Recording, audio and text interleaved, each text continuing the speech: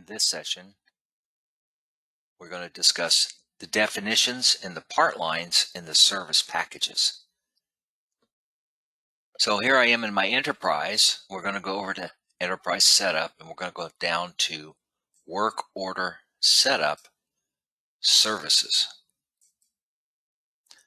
And we're going to go into our oil, lube, and maintenance category here. So what is a part definition? Let's take a synthetic oil change, open this up, and break it down. So in your template that you're going to get with your system, you're going to have jobs that are specific. In other words, here we have a synthetic oil change. Now, this oil change is going to come with a labor line, a part line for the oil, and a part line for the oil filter. So you're going to see this repeated over and over in almost all of the service packages that are in here. Now, there will be a few service packages such as a diagnose, which will not have a part line, or maybe a service package that's just a general service, which is just kind of a generic line, okay? But anything as specific is going to have a definition in it. So if we kind of open these lines up and take a look, you'll see how they're broken down. So I'm going to take this oil filter line here, and you'll notice in here there's called a definition, okay? This definition tells the system what this part line should be. Now, it actually has 3 different uses in here, but primarily we're just telling the system this particular part line should be an engine oil filter. These come from the part terminology guide, and all you got to do is click on the binoculars here, and you'll see this is the part terminology guide. So if I go in here and look for an oil filter, we see what we have listed in here in this guide. You see, you have all kinds of different oil filters, but we're concerned with a engine oil filter. So when we set these templates up and built these packages at the very beginning, what we did was we went through and said, okay, if that's an oil filter, how does the system know what to look for when it goes to an online connection? That's going to be called Lookup Criteria. Now, again, this is something that we programmed in the system already for you. So this is going to be the criteria it uses to search with, depending on the style or type of catalog you're going to. Now, you will be able to override some of these, not all of these, and we're going to talk about this a little bit later. So the only thing you're concerned with here is the fact that these definitions that are already in the template are already set up with the lookup criteria. The second thing that this definition does is this will tie this to a search for inventory. So the idea behind this is I can have all kinds of different oil filters in my inventory. I could have a regular oil filter, I could have a spin-on filter, I could just call it a cartridge filter, I could call it anything I want. As long as I have this definition on that part, it'll know to pull it up when you're searching in the inventory. The third thing that a definition does, and it only does it on a few items, is bring across specifications. So engine oil, for example, again, when I go to my inventory, it's going to look for anything that has engine oil as a definition, but it will also pull across from the specification chart in the work order the capacity and the recommended viscosity. So what you'll see is with most of your fluids, engine oils, engine coolant, transmission fluid, it's going to pull a capacity and a viscosity or type. Okay. Now on power steering fluids, sometimes it does, sometimes it doesn't. On brake fluids, they'll just tell you what type of brake fluid, such as is it .3, is it .4. And sometimes when you get into these older vehicles, like in the 80s and early 90s, it may pull over like a differential fluid. That's pretty rare. Okay. Primarily, it's going to be engine oil, coolant, brake fluid for sure, sometimes power steering fluid, transmission. Now on the transmission, The very first time you write a work order, it won't know which transmission you have. You'll have to tell it. Once you do, it'll remember it from that point forward.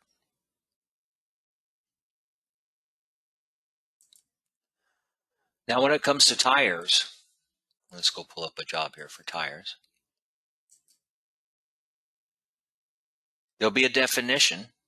Let's pull up a mount, install, and balance for tires.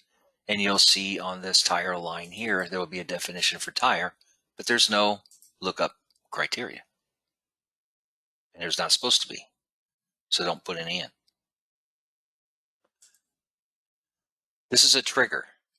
So what this does is this triggers the system to, when I go to jump to inventory or to an online connection, to actually pull the spec page up so you can pick from the OEM tire sizing. Now, if you're working on a vehicle that's not using it, there is a spot where you can manually enter the size you're looking for. So what it will do is when it goes to inventory, it pulls up anything with this definition, any tire with that definition, and whatever particular tire size you're looking for. That's the defaults. When I go to an online connection, such as ATD or NTD, again, it'll ask me what size tire I'm looking for. Then once I select it and hit OK, then it'll start searching for that tire.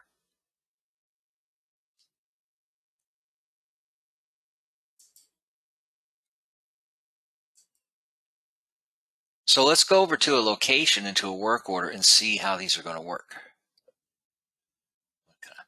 Drag this closed here. Here I have a location up. And this location has a couple jobs in here. Here I have that synthetic oil change that we were just looking at. Notice here on the engine oil line, it has the viscosity 5W20 and the capacity. Now, if you're in Canada, it's in liters. If you're in the US, it'll be imperial units, it'll be quarts. So where does this come from? See, that definition is going to reach out to this utility right here, the fluid capacities. There's my capacity, the recommended viscosity, coolant, power steering fluid type, brake fluid type, towards the bottom, transmission. So again, see, the first time you do this, in other words, the first time you write a work order on a vehicle, check the appropriate boxes, and then from that point forward, it will remember. If you don't wish to use something or want to change something, it's very, very easy. Just uncheck a box or switch them around.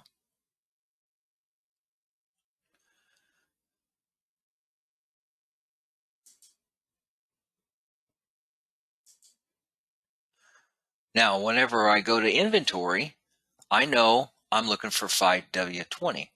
Now, it's not going to tell you which brand to get because that's going to be your choice. So when I right click and go to inventory, see, it immediately pulls everything up with the engine oil definition. Pick which oil you want to use, select, and draw. And now it fills it in.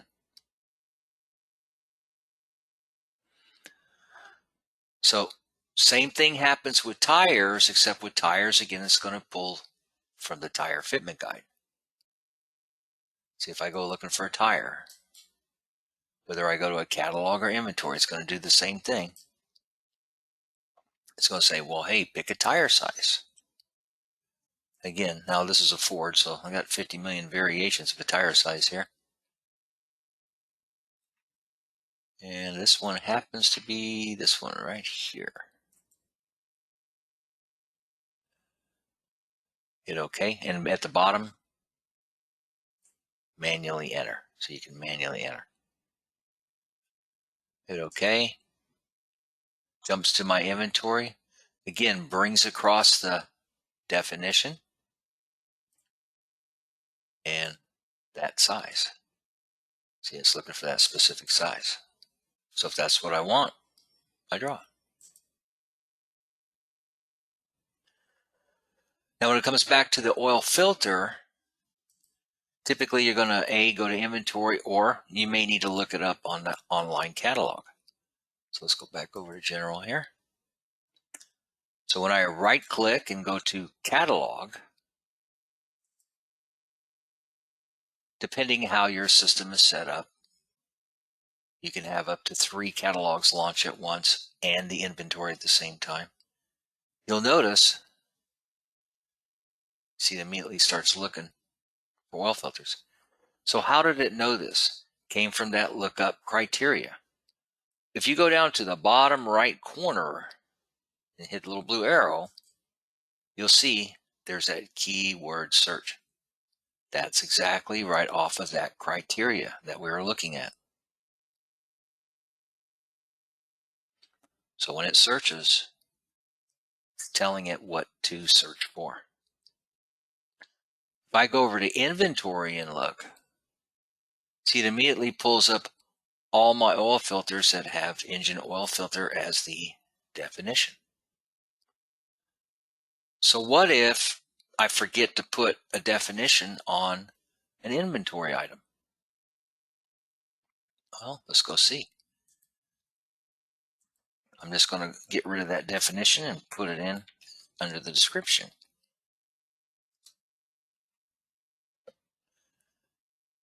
Let's see what we have here. Nothing. Nothing. Oh, that was part number. Sorry. Put that back to the description. Try that again. So you'll see there's a couple of oil filters that I have in my system in inventory with no definition. See, so by having the definition set correctly in the first place, it just really cuts way down on mistakes and the time you spend looking for parts. That's the idea. Just like I did.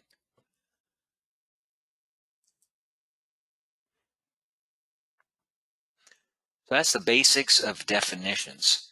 And again, they're already all going to be set up in your template, so you don't have to worry about it. So what happens when I'm in a situation where I'm looking for a part and it may not come up with what I'm looking for? So if I right click, and let's go to my catalog, for example. So what if I'm in this catalog and it's not pulling up what I want to look for? Then at that point, you can right click, go down to the search and change it. See, I can even change this to anything I want. I could type in water pump, hit search. That's what it's going to look for on this one catalog. Now Napa's a different style. See, that's still looking for air filter.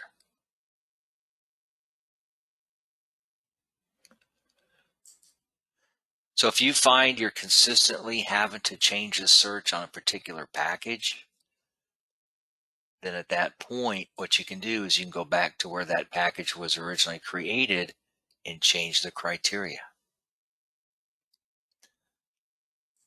So here I am at the location. This is where this package came from. I'm going to go to my setup. I'm going to search for services.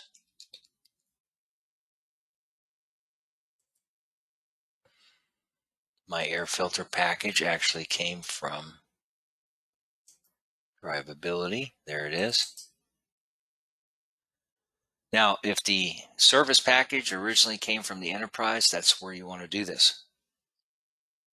That way it's going to be consistent with everybody. If you're a single location, then just come right here and do it. Either place, same thing. So if I open this up and I go to my criteria, see, now I can go in here and say, well, hey, I'm going to go get rid of this. This is my ePart expert. Okay, we're going to delete it. And then we're going to go add one back. So whenever I use this, I want to go search for a water pump. Now I realize this is a little extreme, but this is to give you an idea how this works.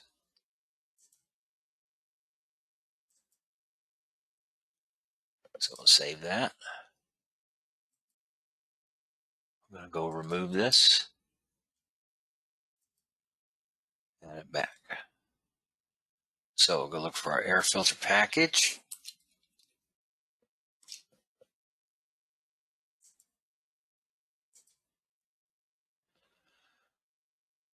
There it is at the bottom. I'm going to go to my catalog.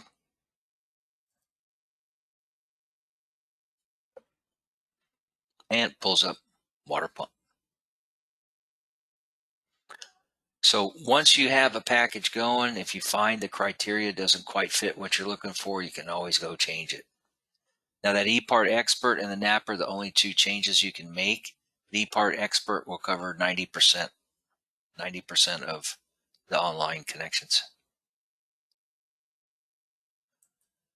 And as a quick review, remember if it's a fluid, the system will automatically reach out to the utilities either for a fluid capacity or the tire fitment guide. It's these two at the top. Anytime I search inventory, I just right click and just jump straight to inventory, immediately pulls that definition. So everything with that definition is here. If I don't put the definition for something, let's go get rid of this real quick. Then I have to go back and change things. See, now I got to start typing. And again, see, I have two filters with no definition.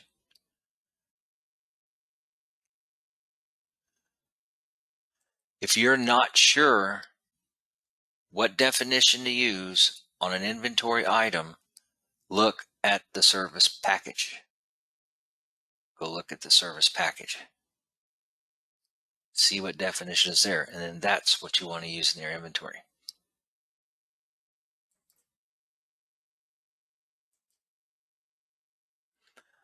We're going to make a part 2 to this. The part 2 is how to customize things, and we'll get a little bit more to advanced skills with definitions, but these are the basic structures of all of these templates, all of these packages, the way they're set up.